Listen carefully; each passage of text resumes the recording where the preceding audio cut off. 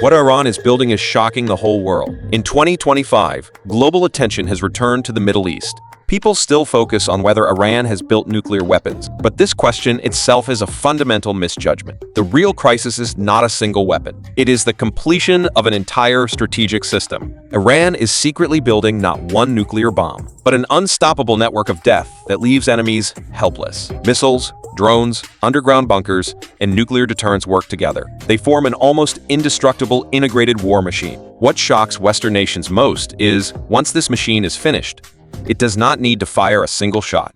Its very existence is the ultimate deterrent. To understand Iran's strategy, we must start with its nuclear program. In 2015, Iran signed the JCPOA, a nuclear deal with the US, Europe, and 4 other nations. Iran agreed to limit uranium enrichment to 3.67%. This level is far below the 90% needed for nuclear weapons. In return, Western powers lifted sanctions on Iran. The deal lasted less than 3 years. In 2018, the Trump administration unilaterally withdrew from the agreement.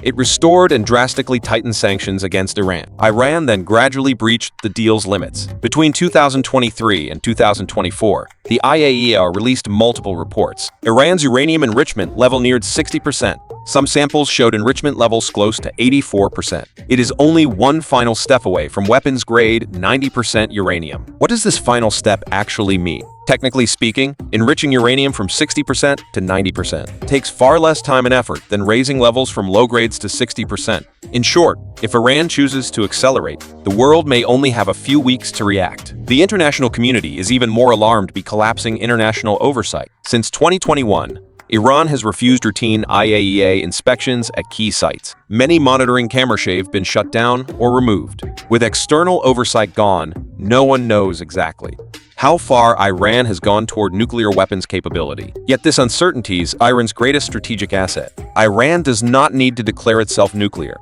It only needs to keep enemies living under constant nuclear threat fears. This threshold state status is a highly cost-effective deterrent tool. If nuclear technology is Iran's hidden ace, missiles are its open, ready-to-use power. Iran has the largest and most diverse missile arsenal in the Middle East, from short-range Shahab series to medium-range Emad missiles to Shahab 3 missiles with ranges over 2,000 kilometers. Iran's missile network covers the entire Middle East, parts of Southern Europe, and all U.S. military bases in the Gulf region. In 2024, Iran launched 2 large-scale joint missile and drone strikes on Israel. U.S. and Israeli defenses intercepted most incoming weapons. But the real significance goes far beyond interception rates. Iran proved it has the ability, after political authorization, to launch saturation strikes in distant targets within hours. This was a real combat-level strategic demonstration. Even more alarming is Iran's claimed hypersonic missile technology. In 2023, Iran announced the successful development of the Fateh hypersonic missile. It reaches 15 Mach speeds and has maneuverable flight capability.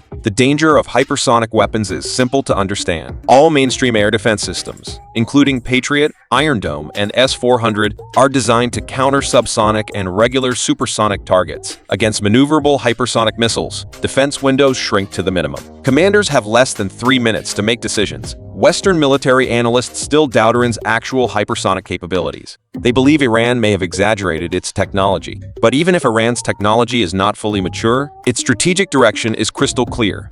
Keep reducing enemy reaction time and keep raising the cost of any preemptive attack. Missiles represent high-end strategic deterrence. Drones are the most disruptive, democratized weapon in Iran's strategic system. Iran's drone system is not a single advanced device. It is a full-spectrum network covering reconnaissance, strikes, harassment, and suicide attacks. Its most famous model is the Shahed 136 suicide drone. It has a 2.5-meter wingspan and delta wing design. It costs under $20,000, carries a 40 kg warhead, and strikes accurately. Iran supplied large numbers of these drones to Russia for the Ukraine conflict. It also supplied them to Houthi forces to attack Saudi Arabia and Red Sea shipping. On the Yemen battlefield, a $20,000 Shade drone has downed multi-million-dollar helicopters or forced multi-billion-dollar warships to change course. This is the core asymmetric logic, cheap yet deadly. Iran rejects symmetric military competition with the US. It does not fight carrier vs carrier or fighter jet vs fighter jet. Instead, it uses low-cost expendable weapons to continuously drain enemy air defense resources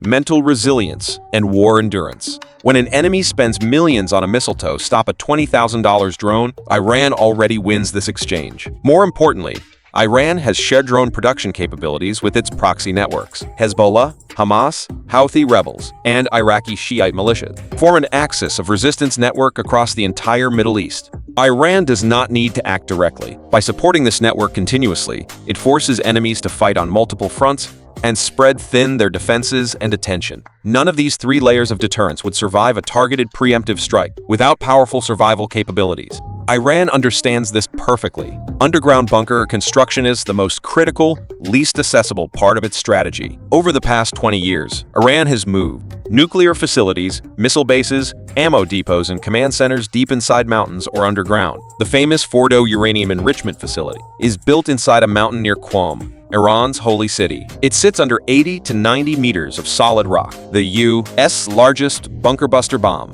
the GBU-57 MOP, can theoretically penetrate 60 meters of concrete. Its effectiveness against solid bedrock remains highly uncertain. Israel has repeatedly stated that conventional airstrikes cannot destroy Fordo. Doing so requires ultra-heavy weapons Israel does not possess, or direct U.S. military intervention. This creates a strategic deadlock. Israel cannot act alone. The U.S. refuses full-scale war risks. Surgical strikes cannot destroy core underground assets. Iran's underground system is not just a defensive shelter. It is a fully operational underground war machine. Missiles can be fueled and readied for launch inside mountains. Ammo stocks survive airstrikes. Command systems operate normally even under communication jamming. The ability to strike back after being attacked is the core factor reshaping global strategic balance. It makes preemptive attacks unrewarding and extremely dangerous. When diplomatic options fade and negotiating leverage shrinks, Iran holds one final card no side wants to see played: the Strait of Hormuz. This critical waterway linking the Persian Gulf and Arabian Sea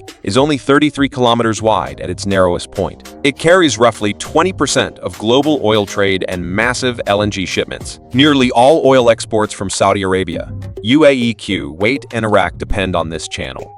Iran has repeatedly threatened to block the strait during tensions. It holds military drills showing mine-laying, speedboat harassment, and coastal missile strike capabilities. Even a partial, temporary blockade of Hormuz would send global oil prices surging overnight. The 2022 Ukraine conflict energy crisis already proved supply disruption ripple effects. A Hormuz blockade would cause far greater global shocks. The U.S. and Israel know this well.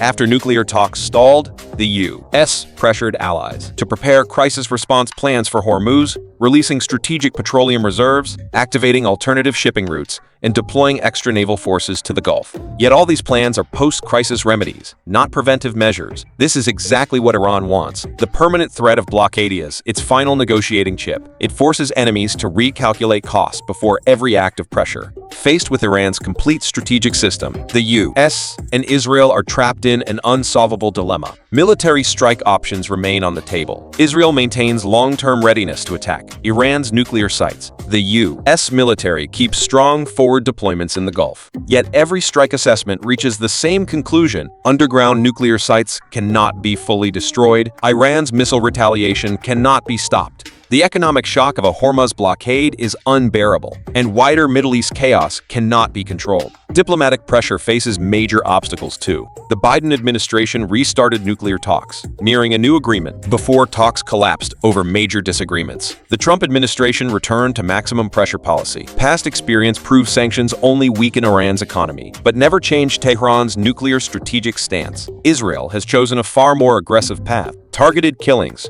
cyber attacks, covert sabotage, continuously disrupting Iran's nuclear progress. From scientist assassinations and Stuxnet virus to drone attacks and facility explosions, Israel's shadow war never stops. Yet these actions only delay Iran's program, not end it. Direct military clashes between Israel and Iran in 2024 broke decades of proxy war norms. The two sides exchanged missile strikes in their home territories for the first time. This shift pushes the Middle East into a dangerous new era. Old rules are broken, and new rules have not been written. Fundamentally, Iran is not building an offensive strategy. It is building an extremely sophisticated counterbalance strategy. Its goal is not to win wars, but to make wars impossible to start. Once this system is fully complete, Iran will hold an unbeatable position. Any military strike against Iran cannot eliminate threats, but will almost certainly trigger unbearable retaliation. This dynamic attacking achieves nothing, yet inaction feels unbearable, is the final strategic end state Tehran seeks. This logic is not new.